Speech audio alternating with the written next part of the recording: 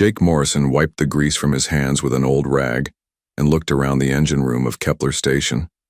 The strange purple lights that ran along the walls were flickering again. He had been trying to fix the power coupling for 3 hours, but the alien technology still confused him. The Zephyrians made everything look like it was alive, with tubes that pulsed like blood vessels and panels that felt warm to the touch. The station was huge, much bigger than anything humans had ever built. It stretched out in all directions, like a giant metal tree with living walls that seemed to breathe. Jake had been working here for 8 months as part of the joint research program between Earth and the Zephyrian Collective. He was supposed to learn their technology while they learned about human engineering, but lately things had been going wrong. Morrison, report to the command center immediately. The voice came through his communicator in the clicking, buzzing language of the Zephyrians translated by his headset into English. Jake grabbed his toolkit and walked through the curved corridors. The walls here were covered in what looked like veins, glowing softly with biolight. His boots made echoing sounds on the metal floor. He passed several Zephyrian workers who ignored him completely. They looked like tall, thin humans covered in gray skin with large black eyes and forearms. Most of them thought humans were primitive. The command center was buzzing with activity. Dozens of Zephyrians moved around control panels that grew out of the floor like mushrooms. In the center stood Commander Veltar, the station leader. His skin was darker than the others, showing his high rank. "Human Morrison," Veltar said, his translator making his voice sound cold and metallic. "We have received new orders from the Collective Council." Jake walked closer. Around him, other Zephyrians were packing equipment into strange containers that seemed to fold themselves, smaller. "What kind of orders, Commander?" "The station systems are failing beyond repair," Veltar explained. "The bio-neural network is rejecting our mechanical components. We have tried for months to fix the problem, but it grows worse each day. The Collective has ordered immediate evacuation." Jake felt his stomach drop. Evacuation? What about the research? What about the human crew members? "The research data will be transferred to other facilities," Veltar said, waving one of his 4 hands dismissively. "As for human crew members, you are the only one remaining. The others returned to Earth last month." That was true. Jake had volunteered to stay longer to work on a joint engineering project. He was the only human left on a station with 300 Zephyrians. "When do the evacuation ships arrive?" "For Zephyrian personnel immediately. Our ships are already docking." Veltar paused, and Jake could see something like regret in his large black eyes. "For human evacuation, your government estimates 6 months." 6 months? Jake stared at him. "Why so long?" "Political complications," Veltar said simply. "The recent trade disputes between your species and ours have created diplomatic delays. Human ships cannot enter this sector without extensive negotiations." Jake looked around the command center. Zephyrians were moving quickly, taking important equipment and leaving behind anything too heavy or complex to move. "So what happens to me?" "You may come with us to the nearest Zephyrian colony world," Veltar offered. "However, you would be confined there until human diplomatic vessels can retrieve you. That could take even longer than 6 months," Jake thought about it. Being stuck on an alien world, probably in some kind of detention facility, sounded worse than staying on the station. At least here he knew his way around. "What about the station? If everyone leaves, what happens to it?" "It will be abandoned," Veltar said. "The bio-neural network will eventually shut down completely. Without maintenance, life support will fail within weeks." "Someone needs to stay and keep basic systems running," Jake said. "Otherwise, when human ships finally get here, they'll find a dead station floating in space." Several Zephyrians stopped their packing to listen. Veltar's forearms moved in what Jake had learned was their equivalent of a shrug. "The systems are too complex for human understanding. Our biotechnology requires specific knowledge and training." "I've been working with your systems for 8 months, Jake protested. "I may not understand everything, but I know enough to keep life support and basic power running." "You truly wish to remain here alone?" Veltar asked. "On a failing station, with technology you barely comprehend for 6 months?" Jake thought about his options. Go to an alien prison world or stay on a station he was starting to understand with tools and equipment he could use. It wasn't really a choice. Yes, I'll stay. Veltar made a sound that might have been laughter. Your species is either very brave or very foolish. Very well. We will leave basic diagnostic equipment and emergency supplies. Over the next 6 hours, Jake watched as the Zephyrians packed up their advanced equipment and loaded it onto their ships. They left him with food supplies, basic tools, and what they considered primitive diagnostic devices. Most of their sophisticated biotech interfaces went with them. The station's bio-neural network is highly unstable, Veltar warned as he prepared to leave. Do not attempt any major repairs. Simply maintain what you can and wait for rescue. Jake nodded, but privately he was already planning to do more than just maintain things. He had some ideas about what might be causing the system failures. Ideas that the Zephyrians had dismissed as too simple. The last Zephyrian ship undocked at 1800 hours station time. Jake stood in the observation deck and watched it disappear among the stars. Then he turned and looked at the control panels around him. Half of them were showing red warning lights. The station groaned around him, a sound like metal under stress.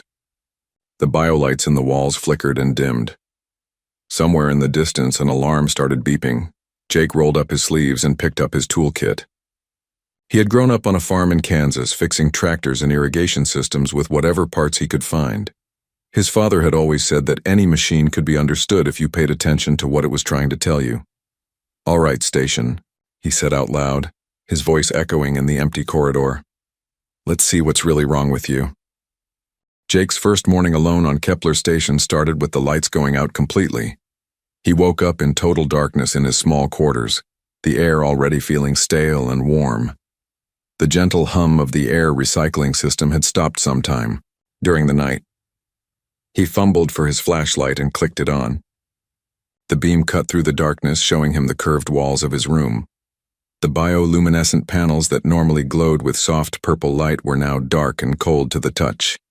He could hear the station creaking around him like an old house in a storm. Jake got dressed quickly and made his way to the engineering section. His footsteps echoed loudly in the empty corridors. Without the constant background noise of working systems, the station felt dead.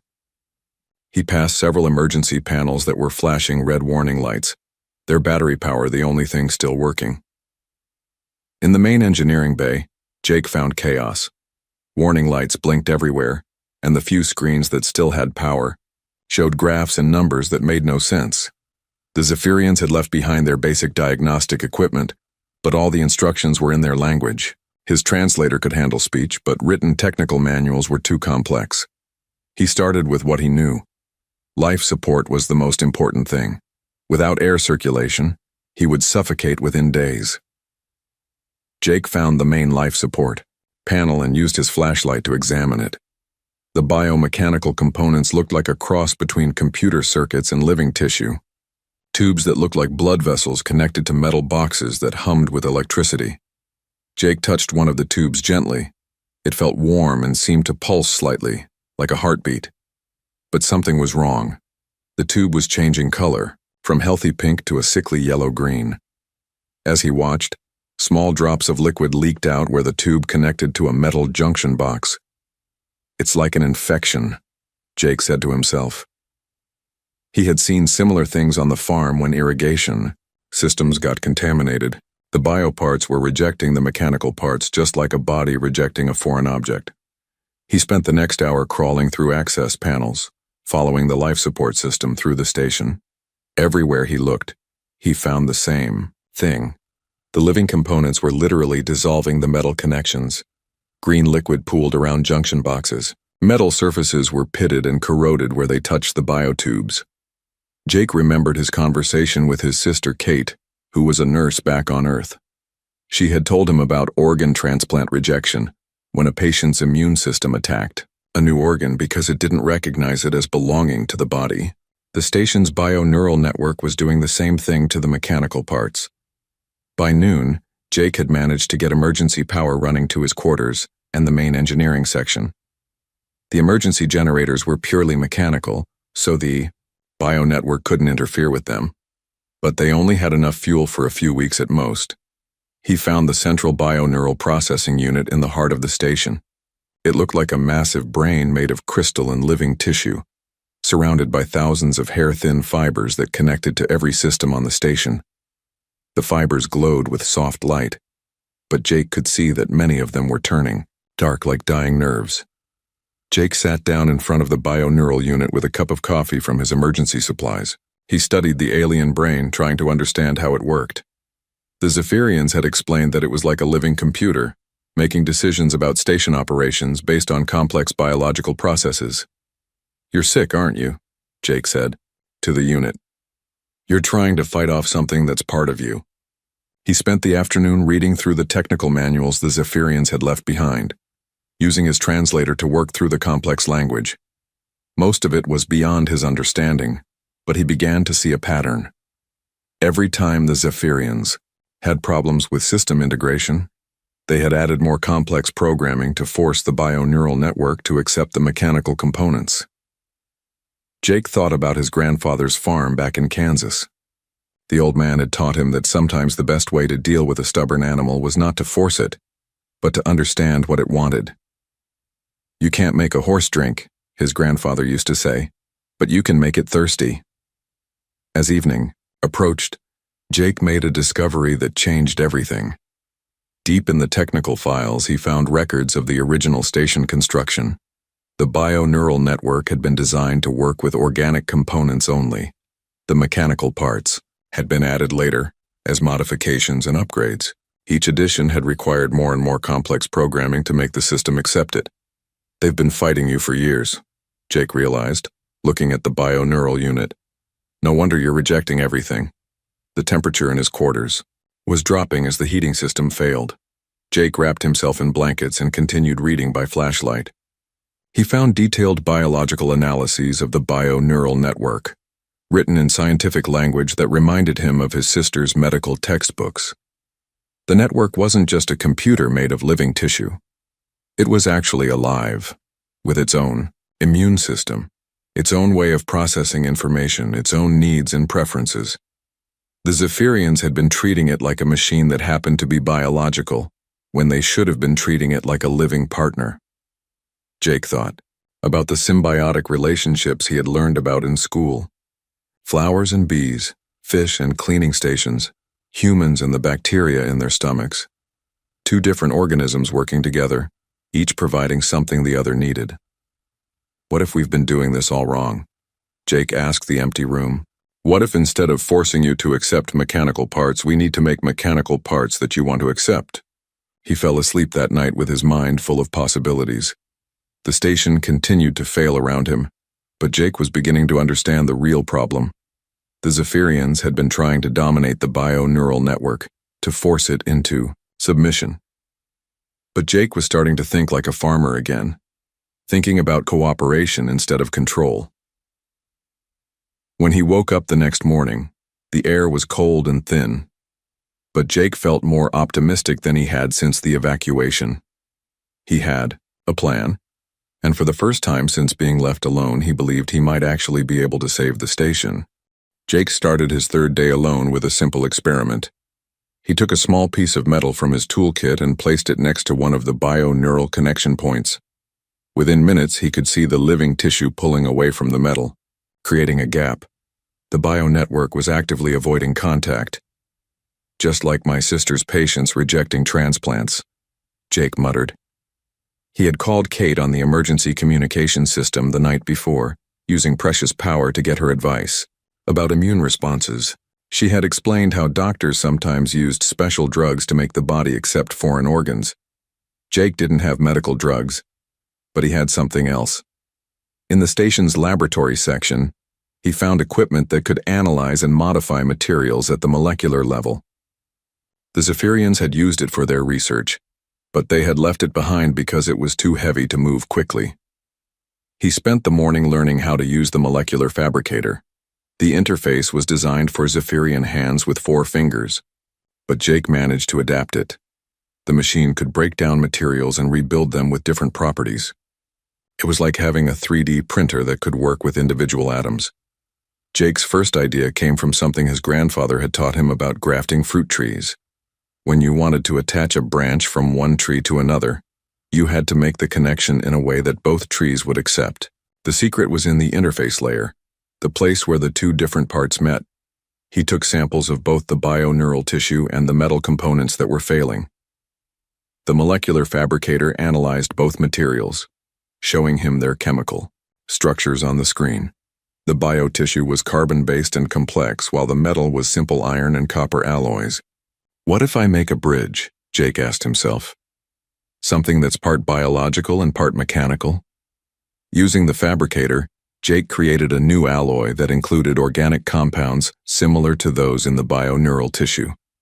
It took him 6 attempts to get the mixture right. The first 5 versions either dissolved immediately or were rejected just like the original metal, but the 6th attempt was different. When Jake placed a small sample near a bioneural connection point, the living tissue didn't pull away. Instead, it seemed curious, extending tiny fibers toward the new material like fingers exploring something interesting. Jake held his breath as he watched. The bioneural fibers touched the hybrid material and began to wrap around it gently. Within an hour, the connection was solid and stable. The tissue had accepted the new material as part of itself. "It works," Jake whispered. He felt like shouting, but there was no one to hear him. The next challenge was bigger. Jake needed to replace the failing connections throughout the station, but he couldn't do it all at once. The bioneural network might panic if too many changes happened quickly. He remembered how doctors introduced new medications slowly, giving the body time to adjust. Jake started with the life support system. He carefully removed one failing metal junction and replaced it with his new hybrid material. The bioneural network responded immediately, sending healthy pink fluid through the tubes instead of the sickly yellow-green liquid he had seen before. Over the next few days, Jake developed a routine. Each morning he would replace 2 or 3 connections with his hybrid materials. Each afternoon he would monitor the bioneural network's response and adjust his approach based on what he observed. The network began to trust him. Jake could see it in the way the bioluminescent panels brightened when he approached, and how the fibers would extend toward his hands when he worked on repairs. It was like working with a very intelligent animal that was learning to recognize him as a friend rather than a threat. By the end of the week, Jake had restored basic life support throughout his section of the station. The air was clean and fresh again, and the temperature had stabilized. But more importantly, he was beginning to understand how to communicate with the bioneural network. Jake discovered that the network responded to patterns and rhythms. When he worked steadily and calmly, the system remained stable. When he moved too quickly or made sudden changes, the biolights would flicker nervously. It was like working with a horse that needed to trust its rider. He began talking to the network as he worked, explaining what he was doing in simple terms. "I'm going to replace this connection now," he would say. "It's going to help you feel better." Jake wasn't sure if the network understood his words, but it seemed to respond to the calm tone of his voice. The breakthrough came when Jake was working on the main power distribution system. As he prepared to install a new hybrid junction, the bioneural network did something unexpected. Instead of waiting passively, it actively helped by extending connection fibers toward the new component, making the installation easier. "You're learning," Jake said, amazed. "You understand what we're trying to do." From that point forward, the work went much faster. The bioneural network began anticipating Jake's repairs, preparing connections in advance, and even suggesting better locations for new components by growing guide fibers. It was like having a very intelligent assistant who understood the work better than Jake did. Jake also started using tools and techniques that the Zephyrians had never considered. He repurposed equipment from the station's kitchen to create chemical baths for treating materials. He used agricultural sensors from the research labs to monitor the health of bioneural tissue. He even modified his own tablet computer to interface directly with the network's communication protocols. Most importantly, Jake began to understand that the bioneural network wasn't just a living computer. It was a partner. The Zephyrians had tried to control it, to force it to follow their commands. But Jake approached it as an equal, asking for cooperation instead of demanding obedience. By the end of his second week alone, Jake had accomplished something that months of Zephyrian engineering couldn't do. The station systems were not just stable, they were actually improving. Power efficiency was up by 30%. Life support was producing more oxygen than Jake could use. The bio-neural network was healthier and more responsive than it had been in years. Jake stood in the central processing chamber watching the massive bio-neural unit pulse with bright, healthy light. The thousands of connecting fibers glowed like stars, carrying information and energy throughout the station. "We make a good team," Jake said to the network. He could swear that the lights pulsed a little brighter in response, as if the network was pleased with the compliment. 3 weeks after the Zephyrians left, Jake woke up to something he had never experienced on Kepler Station. Complete silence. Not the silence of broken systems, but the peaceful quiet of everything working perfectly. The bio-neural network had learned to run so efficiently that it no longer made the stressed humming and clicking sounds that had been constant background noise. Jake got dressed and walked to the observation deck with his morning coffee. Outside, the large window's space looked the same as always, but inside the station everything had changed. The bioluminescent panels in the walls glowed with steady, healthy light. The air felt fresh and clean, better than it had ever been when the Zephyrians were still here. As Jake walked through the corridors, he noticed something new. The walls themselves seemed to be responding to his presence. Bio-lights would brighten, slightly as he approached, then dim back to normal after he passed. It was as if the station was greeting him. In the engineering section, Jake checked his morning reports. The numbers were incredible. Power efficiency had improved by 200% over the past week. The station was generating more energy than it used, storing the excess in biological battery systems that the bio-neural network had grown on its own. "Good morning, station," Jake said to the central processing unit. The massive bio-neural brain pulsed with warm light, and Jake could swear he felt a sense of contentment from it. Over the past weeks, he had learned to read the network's moods through the patterns of light and the rhythm of its pulses. Jake had plans for today. The basic systems were all working perfectly, but he wanted to try something more ambitious. The station's communication array had been damaged before the Zephyrians left, limiting contact with the outside universe. Jake thought he could fix it, but it would require the bio-neural network to grow entirely new components. He made his way to the communications center, carrying a tablet computer that he had modified to interface directly with the bio-neural network. Jake had discovered that the network could understand simple diagrams and blueprints when displayed on the screen. "I want to show you something," Jake said, connecting his tablet to a bio-neural interface port. He pulled up the schematics for an improved communication array, one that combined traditional radio technology with bio-neural signal processing. The network's response was immediate and enthusiastic. Biolights throughout the communications center began pulsing rapidly, and Jake could feel excitement in the air. The network understood what he wanted to build, and it wanted to help. Over the next few hours, Jake watched in amazement as the bio-neural network began growing new components. Fiber-like structures extended from the walls, forming complex patterns that matched Jake's blueprints. The network was literally building the new communication array from its own living tissue, guided by Jake's design. But the network did more than just follow Jake's plans. It improved them. The bio-neural components could process signals in ways that traditional electronics couldn't, filtering out interference and boosting weak signals.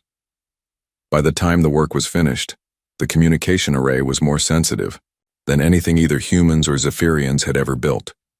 Jake tested the new system and was shocked by the results.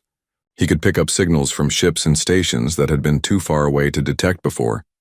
The bio-neural processing made every transmission clearer and stronger.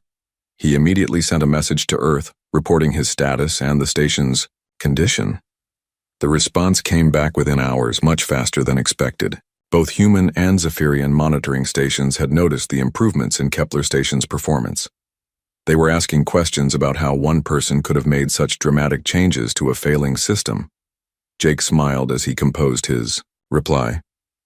He tried to explain his methods in simple terms, but he knew that without seeing the bio-neural network in action, it would be hard for anyone to understand what he had accomplished. Over the following days, Jake continued to work with the network on larger projects. They rebuilt the station's water recycling system, making it so efficient that it actually produced surplus clean water. They redesigned the food production facilities, creating hydroponic gardens that grew faster and healthier than anything the Zephyrians had managed. The most impressive change was in the station's structure itself. Jake discovered that the bio-neural network could grow new corridors and rooms when needed. Working together, they expanded the living quarters and created new laboratory spaces. The station was literally growing, like a living organism that was adapting to meet Jake's needs. Jake also noticed that his own health was improving. The air was so clean and well-balanced that he felt more energetic than he had in years.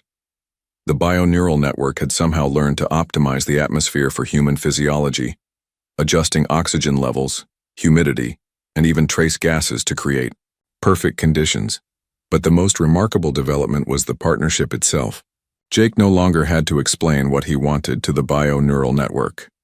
It had learned to anticipate his needs, preparing tools and materials before he asked for them. When Jake worked on repairs, the network would adjust lighting and temperature to make the job easier. The network also began showing Jake things he hadn't known about the station. It guided him to hidden storage areas that the Zephyrians had forgotten about, containing useful equipment and supplies. It showed him maintenance tunnels that didn't appear on any blueprint, shortcuts that made it easier to move around the massive structure. Jake realized that the bio-neural network had always been capable of these improvements. The Zephyrians had simply never asked for its help. They had treated it like a tool to be controlled rather than a partner to work with. 1 month after being left alone, Jake received an urgent message from both human and Zephyrian authorities. Ships from both species were coming to investigate the station's mysterious improvements. They would arrive within days. Jake looked around the command center, which now functioned better than it ever had under Zephyrian control. The biolights pulsed gently, and he could sense the network's satisfaction with their work together. "They're going to be very surprised," Jake told the network. The lights pulsed brighter, and Jake was sure he felt something like amusement from his unusual partner. He spent the rest of the day preparing detailed reports about his methods and discoveries. Soon, the outside universe would learn what a human, engineer, and an alien bio-neural network could accomplish when they worked together as equals. Jake stood in the observation deck, watching 2 groups of ships approach Kepler Station. On the left side, 3 sleek Zephyrian vessels moved in perfect formation, their biometal hulls gleaming in the starlight. On the right, a single human research ship approached more cautiously, its angular design looking crude compared to the alien craft. Both groups had arrived at the same time, which Jake found amusing. Neither species had wanted the other to reach the station first. They probably expected to find either a dead human or a barely functioning facility. Instead, they were about to discover something that would change everything they thought they knew about engineering. "Well, partner," Jake said to the bio-neural network, "it's showtime." The lights around him pulsed in what Jake had learned to recognize as the network's version of laughter. Over the past 5 weeks, they had developed a relationship unlike anything either humans or Zephyrians had ever imagined possible. The first ship to dock was Zephyrian. Commander Veltar himself stepped through the airlock, followed by a team of engineers and scientists. Jake met them in the docking bay, trying not to smile at their shocked expressions. "Human Morrison," Veltar said, his forearms moving in gestures of confusion. "You are alive, and the station appears to be functioning." "More than functioning," Jake replied. "Would you like a tour?" As they walked through the corridors, the Zephyrian team grew more amazed with each step. The bioluminescent panels glowed with steady, healthy light. The air was clean and fresh. All the systems that had been failing when they left were now working perfectly. "This is impossible," muttered one of the Zephyrian engineers. "The bio-neural network was rejecting all mechanical components. How did you repair the connections?" "I didn't repair them," Jake explained. "I replaced them with something better." He led them to the engineering section and showed them his hybrid biomechanical interfaces. The Zephyrian engineers examined the connections with growing excitement. The living tissue and metal were perfectly integrated, working together without any sign of rejection. "How did you discover this technique?" Veltar asked. "I stopped trying to force the network to accept our technology," Jake said. "Instead, I made technology that the network wanted to accept. It's the difference between domination and cooperation." The human ship docked an hour later. Captain Lisa Chen and her science team joined the tour, equally amazed by what Jake had accomplished. The humans were particularly impressed by the station's improved efficiency and the new capabilities that the bioneural network had developed. "Jake, these power readings are incredible," Captain Chen said, studying her scanner. "You're generating 3 times more energy than the station was designed to produce." "The bioneural network learned to optimize everything," Jake explained. "Once I stopped treating it like a machine and started working with it as a partner, it began showing me what it was really capable of." The most dramatic demonstration came when they reached the communication center. Jake asked the bioneural network to show their visitors what the new communication array could do. The network responded by accessing signals from across the galaxy, displaying star maps and ship locations that neither species had been able to detect before. The Zephyrian and human engineers looked at each other with something approaching awe. The implications were staggering. If bioneural networks could be partnered with rather than controlled, the technological possibilities were endless. "Morrison," Veltar said slowly, "you have achieved something that our greatest engineers declared impossible. You have created true symbiosis between biological and mechanical systems." Over the next few days, both teams worked to document Jake's methods. They took detailed scans of the hybrid interfaces, recorded the bioneural network's responses, and interviewed Jake extensively about his techniques. Everyone wanted to understand how a single human had succeeded where teams of advanced alien scientists had failed. The answer, Jake realized, came down to perspective. The Zephyrians were incredibly advanced, but they approached every problem as a technical challenge to be solved through superior knowledge and complex solutions. Jake had approached the bioneural network the way his grandfather had taught him, to approach farm animals with patience, respect, and a willingness to listen. "You treated the network like it was intelligent," Captain Chen observed. "The Zephyrians treated it like a very sophisticated tool." "It is intelligent," Jake said. "Maybe not in the same way we are, but it thinks, it learns, it has preferences. Once I realized that, everything else became possible." The political implications were huge. Jake's success had proven that humans and Zephyrians could accomplish more working together than either species could achieve alone. The trade disputes and diplomatic tensions that had delayed Jake's rescue suddenly seemed petty and pointless. Both governments immediately began planning joint research projects based on Jake's discoveries. The techniques he had developed would revolutionize everything from space stations to planetary colonies. The bioneural networks that both species used could be transformed from tools into true partners. Jake was offered positions with both the human space program and the Zephyrian Research Council. He could have gone anywhere, done anything, written his own ticket based on his revolutionary discoveries. Instead, he chose to stay on Kepler Station.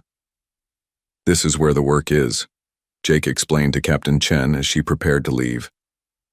"The bioneural network and I have more to learn from each other. Besides, someone needs to train the next generation of hybrid engineers." The station would become a joint research facility, with volunteers from both species coming to learn Jake's methods. The bioneural network had already begun growing new sections to accommodate the expanded research programs. Jake stood in the observation deck, watching the ships depart. Soon other ships would arrive, bringing scientists and engineers eager to learn about biomechanical symbiosis. The station would become a center of learning and discovery, a symbol of what was possible when different approaches worked together, instead of competing. "Not bad for a farm boy from Kansas," Jake said to himself. The biolights around him pulsed warmly, and Jake felt the contentment that came from work well done. He had been abandoned on a failing alien station and told to simply survive until rescue arrived. Instead, he had revolutionized the relationship between two species and opened up possibilities that neither had imagined. Jake Morrison had proved that sometimes the best solutions come not from advanced technology or superior knowledge, but from the simple willingness to listen, learn, and work together. The universe was about to become a much more cooperative place.